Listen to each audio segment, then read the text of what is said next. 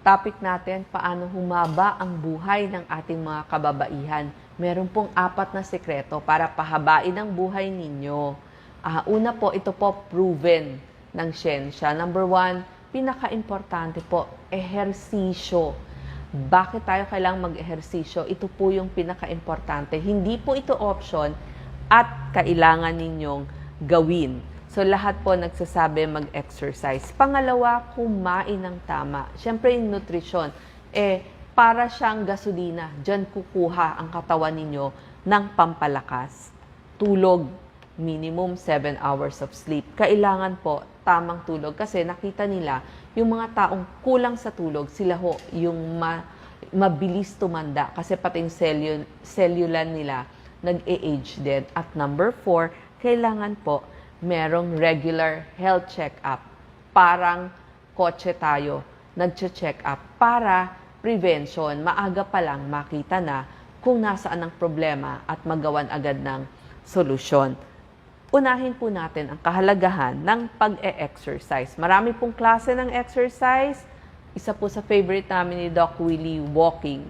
Pero marami pa ngayon, nauuso na rin ang pagbisikleta.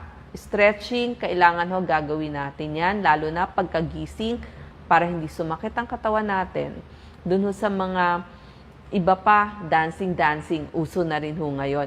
Kailangan ho kasi ng ehersisyo para magkaroon tayo ng energy sa buong araw. At saka yung mood natin, mas nagiging masipag tayo kapag nag-exercise tayo. Halimbawa po, walking ang inyong napili, yung paglalakad. Maganda ho yan. All exercises, kaya siya maganda, kasi nga, nagpapagaling ng puso. Ibig sabihin, healing. Hini-heal niya, sabi ng American Heart Association.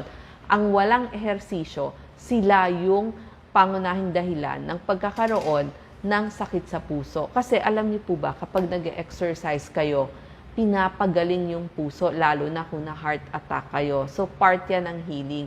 Tapos yung ugat, pinalalaki. Kasi pag bomba nun, mas nagiging pliable yung inyong ugat. Mas napapalaki at tumutulong maiwasan yung pagkakaroon ng next heart attack. At saka, alam nyo ba, pag nag-exercise kayo, lahat ng parte ng katawan nyo, lahat ng muscle ninyo, pinapagana. Kasama na rin yung inyong heart muscle. So, nagagamit lahat.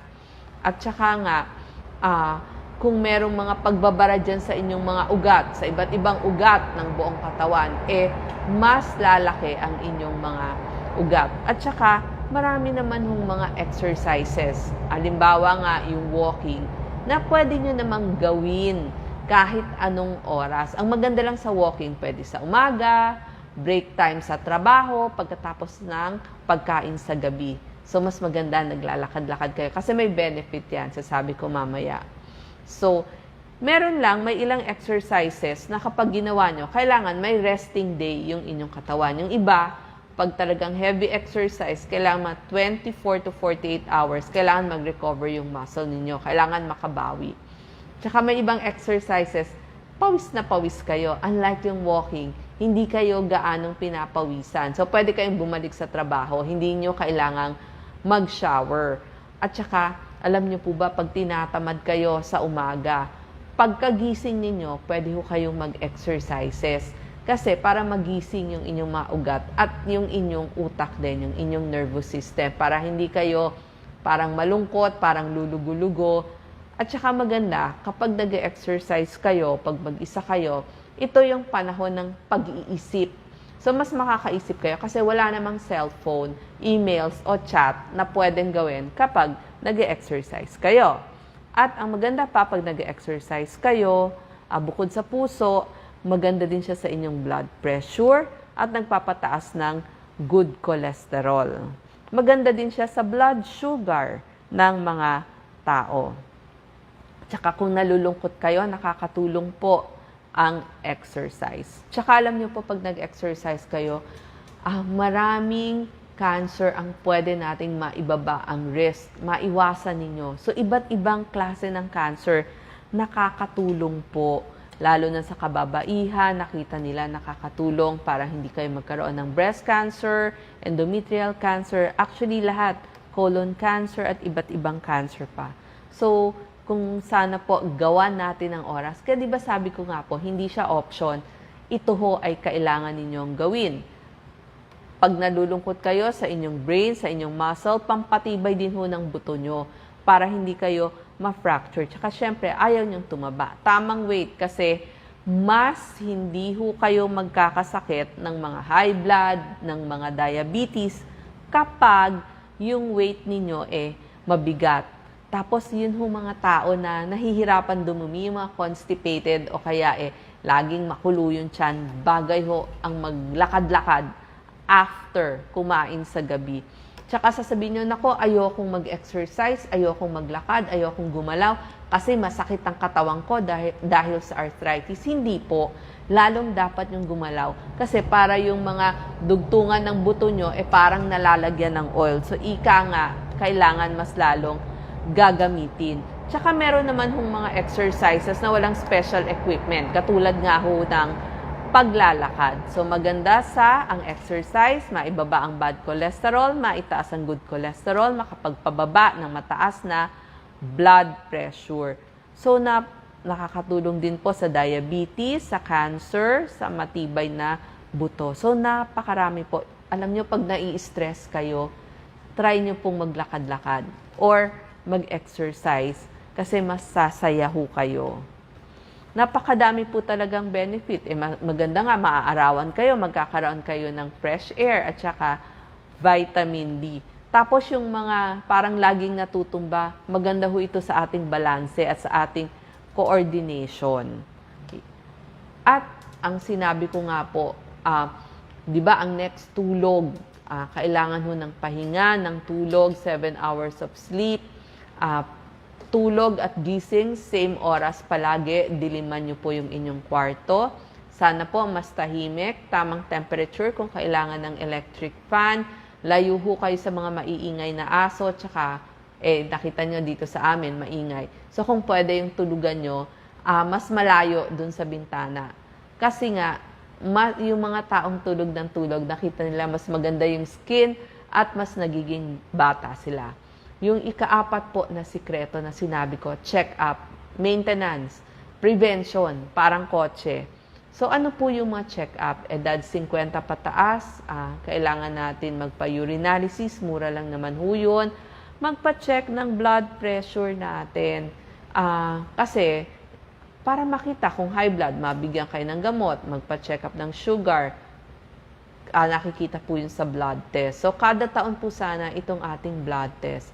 Yung chest x-ray, pwede na po yan kada 5 years. Yung ECG, pwede ho yan kahit every 3 years.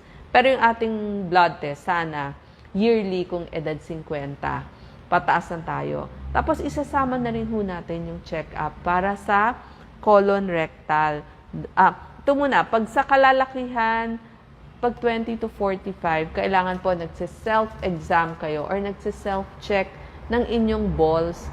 Kasi po, nakita nila yung age 15 to 34, nakita nila medyo maraming nagkakaroon ng cancer dun sa kanilang balls. So, yun po ang self-exam ninyo. Tapos, isasama na rin ho natin lagi yung prostate tsaka yung sa colon cancer. Yung sa colon cancer po, pwede ho tayong mag-submit ng ating dumi kasi meron pong tinatawag na dun sa ating dumi, tinitignan ho kung may dugo dun sa ating dumi. Yun yung fecal occult blood test. At kung meron ho tayong doktor para sa tiyan, sila po yung gumagawa ng colonoscopy, lalo na kung 50 years old and above. At saka pag lalaki po, kailangan may digital rectal exam. Alam ko po, medyo ayaw nyo yun. So kung talagang ayaw nyo, pwede rin naman yung blood test, yung PSA, kasi para mahuli natin agad kung merong problema sa inyong prostate o may tinatawag na lumalaking prostate, yung BPH, benign prostatic hyperplasia. So yan po. So PSA, kailangan ho natin, tsaka self-exam. Pagdating naman ho dun sa mga kababaihan, kailangan din ho nilang mag-check ng sarili. May tinatawag na self-breast examination. Kailangan ho magkakapaho kayo ng inyong breast kada buwan at hindi lang ho yun. Para hindi nyo makalimutan, pwede nyo gawin kada 15 or kada katapusan ng buwan habang naliligo kayo kapa-kapa para maagang makita yung problema sa breast. At saka, kailangan din ho, kapag 18 years old and above, kapag may partner na po, kailangan rin hong bumisita sa inyong OBGYN kasi sila po ang gumagawa ng pelvic exam para makita kung may infeksyon at sila yung OBGYN ang gagawa ng inyong pap smear. Sa mga kababaihan naman, kailangan din ho ng ultrasound of the breast or mammogram. Kung kayo ho ay may lahi ng breast cancer, mas madalas na ipapayo sa inyo ng doktor ang inyong mammogram. Baka gawin niya yearly. Tapos kasama na rin ho yung mga blood test nyo.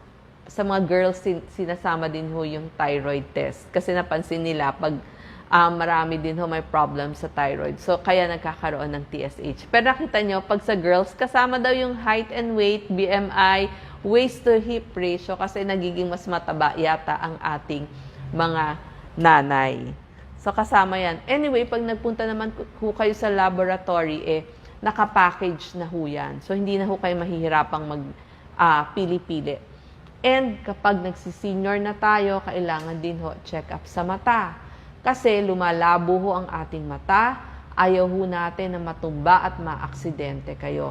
Tsaka syempre, yung grado, syempre, pataas ng pataas yan. Kaya kailangan magpapalit din naman tayo ng ating salamin. Tapos titignan din kung may katarata, nagkakaroon din ng mga age-related macular degeneration, o kaya ayaw mo rin na magkaroon kayo ng mga diabetic retinopathy kung diabetic or kaya glaucoma. Tsaka pag nakaramdam ho kayo na bakit parang kalahati na lang yung nakikita ko, kaya parang biglang nag-itim-itim, maraming patse-patse dun sa inyong mata o kaya biglang sumakit ang inyong mata, punta na ho kayo sa inyong ophthalmologist or doktor sa mata. Kailangan din ho ng check-up sa ating ear ang pinupuntahan ho dyan, ENT doctor. Bakit po? Kasi pag nag-age tayo, lalo na kung senior, humihina ang pandinig. Baka bumabara na yung tutuli. At marami sa atin nagkakaroon ng vertigo o yung problema dun sa balanse, nawalan ng pang-amoy, panlasa. So, itanong po sa inyong ENT doctor. So, ito po ang 4 na sikreto para pahabain ang inyong buhay, lalo na sa kababaihan. Pero ganun din po sa ating kalalakihan. Ehersisyo, pagkain, tulog, check-up. Salamat po.